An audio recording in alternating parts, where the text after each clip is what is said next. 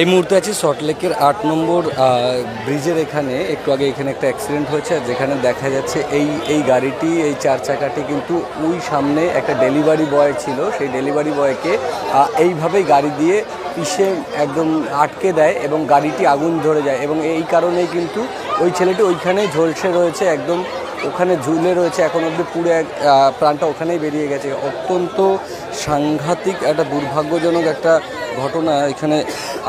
এরকম ঘটনা খুবই কম দেখা যায়। ছেলেটি একদম জ্বলতে জ্বলতে শেষ হয়ে গেছে, তরতাজা একটা প্রাণ।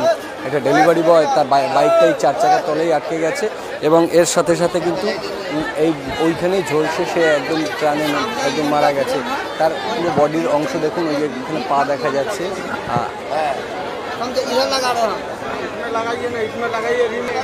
এভাবেই কিন্তু ভূত হয়ে পড়েছে এবং তার এটা দেখে মনে হচ্ছে বা পা এরকম ওপরে রয়েছে, একদম ঝলসে পুরো শেষ হয়ে গেছে।